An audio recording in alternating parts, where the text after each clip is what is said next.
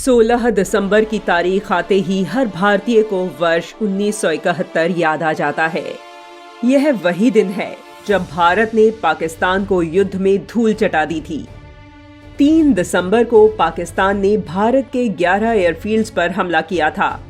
युद्ध भले ही पाकिस्तान ने शुरू किया, लेकिन इसका अंत भारत ने किया। महज 13 दिन के अंदर भारतीय जांबाजों ने पाकिस्तान सेना को खदेड़ दिया।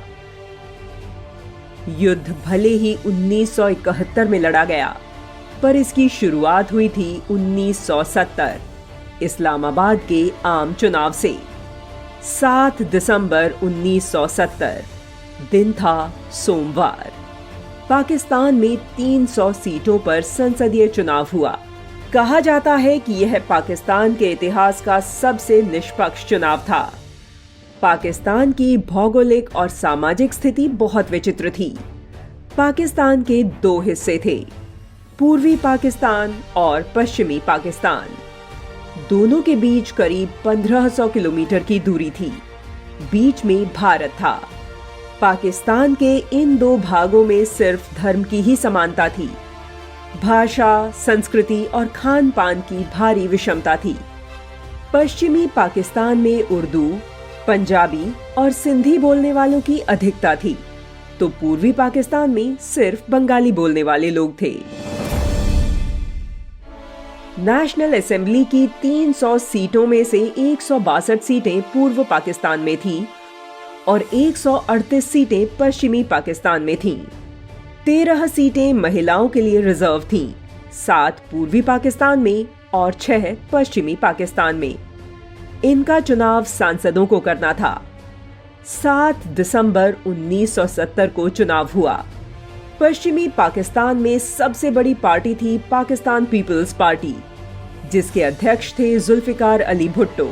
भुट्टो को मुस्लिम लीग और जमाते इस्लामी जैसे दलों से चुनौती मिल रही थी, लेकिन पूर्वी पाकिस्तान में शेख मुजीबुर रहमान की अवामी लीग का बोलबाला था। उसे किसी दूसरे दल से टक्कर भी नहीं मिल रही थी। चुनाव के बाद जब नतीजे निकले तो अवामी लीग ने चमत्कार कर दिया। उसने 162 सीटें जीतकर पूर्ण बहुमत प्राप्त कर लिया। पाकिस्तान पीपल्स पार्टी को केवल 81 सीटें मिली। पाकिस्तान की राजनीति में जैसे जलजला आ गया। अभी तक पाकिस्तान के शासन पर पश्चिमी पाकिस्तान के नेताओं या सैन्य तानाशाहों का कब्जा रहा था।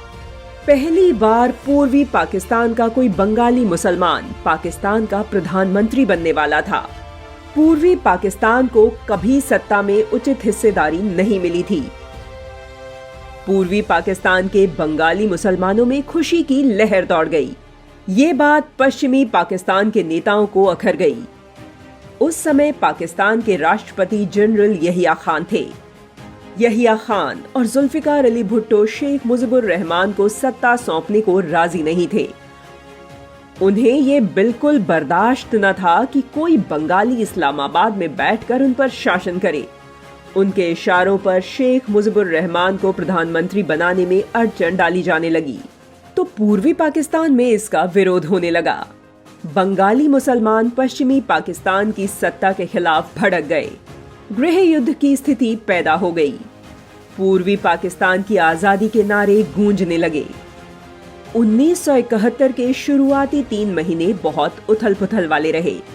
इस बीच पाकिस्तान के राष्ट्रपति जनरल यहिया खान ने पूर्वी पाकिस्तान की स्थिति को संभालने के लिए जनरल टिक्का खान को ढाका भेज दिया। जनरल टिक्का खान जब ढाका आए तो उन्होंने अर्ध सैनिक बल के रूप में अल-बदल संगठन को खड़ा किया। इसमें उर्दू बोलने वाले युवा थे जो बंगालियों के विरोधी थे। उन्हें पाकिस्तानी सेना ने सैनिक प्रशिक्षण दिया। इस तरह एक संगठन खड़ा किया जिन्हें रजाकर कहा गया। उन्हें सैनिक क्षमता से लैस किया गया। रजाकर और अल-बदर के लोग बांग्लादेश में ही रहते थे, जो बंगालियों की आजादी के खिलाफ थे। 25 मार्च 1971 को पाकिस्तानी सेना ने अल-बदर और रजाकारों के साथ मिलकर पूर्वी पाकिस्तान में पहला नरसंहार किया। निहत्थे बंगालियों पर गोलियों की बौछार कर दी गई। लोगों को घरों से निकालकर गोली मारी गई। रजाकारों ने हिंदू और बंगाली महिलाओं से जगह जगह बलात्कार किए। रजाकर और अल बदर के सदस्य गांव-गांव, शहर-शहर घूमकर यह पता लगाते कि कहां पूर्वी पाकिस्तान की आजादी के लिए गतिविधियां चल रही हैं। इस जानकारी के बाद पाकिस्तानी सेना वहां भयानक रक्तपात करती। बंगाली भाषी पाकिस्तानियों पर होने वाले अत्याचारों से मुक्ति और अपनी बहन बेटियों की रजाकरों से सुरक्षा के लिए तथा पाकिस्तानी सेना को जवाब देने के लिए बांग्लादेश के साहसी नौजवानों ने मुक्ति वाहिनी का गठन किया। इस दौरान हुई हिंसक गतिविधियों से पूर्वी पाकिस्तान में कत्लेआम मच गया। भयभीत 80 लाख लोगों ने भागकर भारत में शरण ली। इस पाकिस्तान संयोजित नरसंहार में करीब 30 लाख लोग मारे गए थे।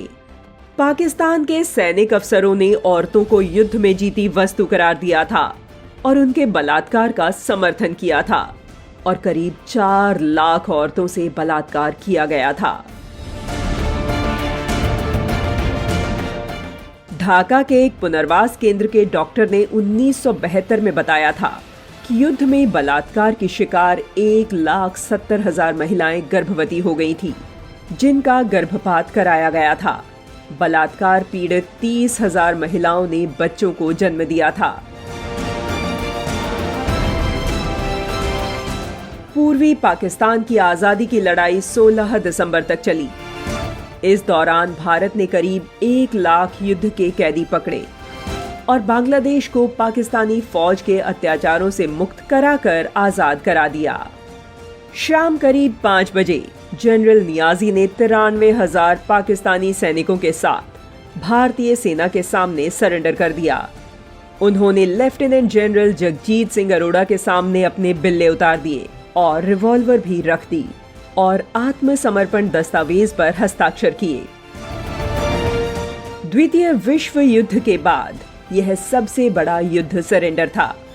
भारतीय सेना के शौर्य को प्रकट करते हुए प्रत्येक वर्ष 16 दिसंबर का दिन विजय दिवस के रूप में मनाया जाता है।